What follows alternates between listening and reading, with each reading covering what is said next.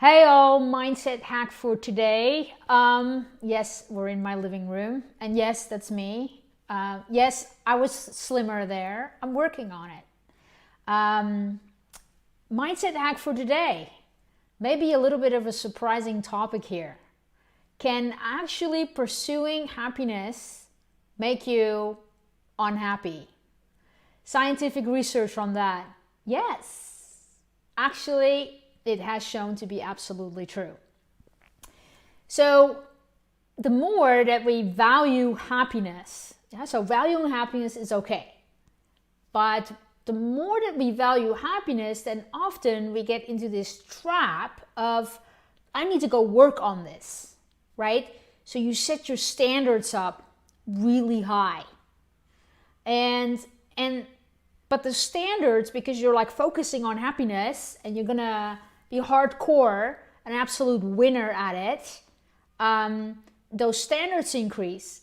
But then if you don't meet those standards, that you're going to be disappointed. And that's exactly what the research shown is that, okay, this is not a good thing. So this is what they sort of discovered.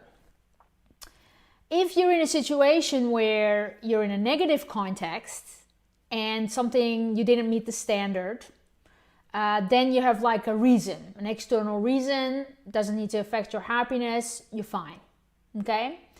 But if you don't meet the standard in a positive context, then you're going to be disappointed and down on yourself. So that's a real issue. Now, here's the problem with standards and with life, is that you could actually set your desire of whatever you consider to be happiness to be so unrealistic that as soon as someone dies, you need to be grateful, or you need to be the happiest in the room. Or when you're moving across town, which they've done some psychological research and find out what things cause more stress than others. So they're actually positive and negative events that correlate with high stress. So a negative event would be someone dies. I would say stressful is a pandemic crisis if you're an independent business owner. I would say stress is a lot what's going on in the world right now, especially the United States. That's high stress. But what's also high stress is moving, getting married, having a child, all high stress. And so in these high stress situations, if we have an insanely high standard for happiness, we're setting ourselves up for failure because we're going to experience this stress. That's part of the game. That's part of what happens. And then we let ourselves down, right? And also what I've covered in multiple mindset hacks right now is that we are experiencing 3-to-1 negative emotions. So 1 negative for every 3 positives in order to be in well-being. That negative is needed. We need negative emotions, that when we're in danger or there is something that is going to create a pain impulse for us, that we know that we need to move out of the way, that we need to fight, flight, freeze, get to action, whatever it is that we need to do.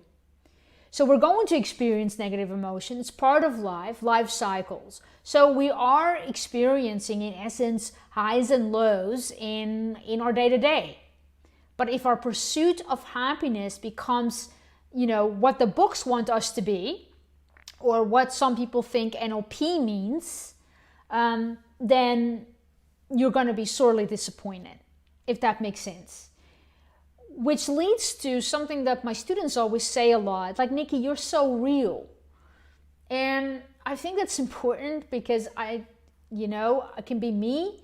But the thing is that I have no issues with stating or even showing, within reason, of course, negative emotions. I have also no issue stating where I failed and had feedback. I also have no issue stating where I went off track for a fairly long time in mental health issues. I've even said in several mindset videos, I've gained some weight recently. I'm working on it. I'm working out, eating healthy, doing all of the things. And so, that's sort of like, I try to tell students that there is a standard We're all leading life. We're all having ups and downs. And it is within the margins of those acceptable ups and downs and the experience of stress and all these things, that within these margins that you learn tools that you can be the most resilient, to be in the most well-being, positive emotions, engagement and flow, positive relationship, meaning and purpose, achievement and accomplishment. That's really what it's about. So in essence, you want to be really careful in how you consider the pursuit of happiness, right?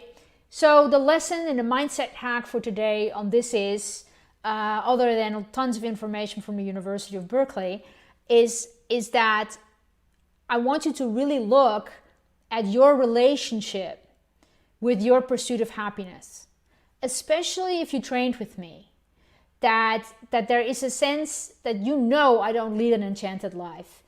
I've been honest about the fact that in Joshua Tree, it was fucking hard once in a while. It really was. But I wasn't down on myself for feeling that and being an NLP trainer. It is life. Emotions need to process. You're trying to fix your behaviors. You're trying to process the emotion. It doesn't mean that you're, doing the hills are alive to the sound of music 24/7. And in fact, leading to other research, when people are happy all the time, people like them less because they become annoying. So the mindset hack is a reflection on, are you having a healthy relationship with your pursuit to happiness? I'll see you tomorrow. Before I go, the online training, I'm going to give away a whole free section of it to everyone who'd like to see it in the next couple of weeks. So I'll probably come up with that tomorrow or the day after. So make sure that you stay tuned or drop me a note.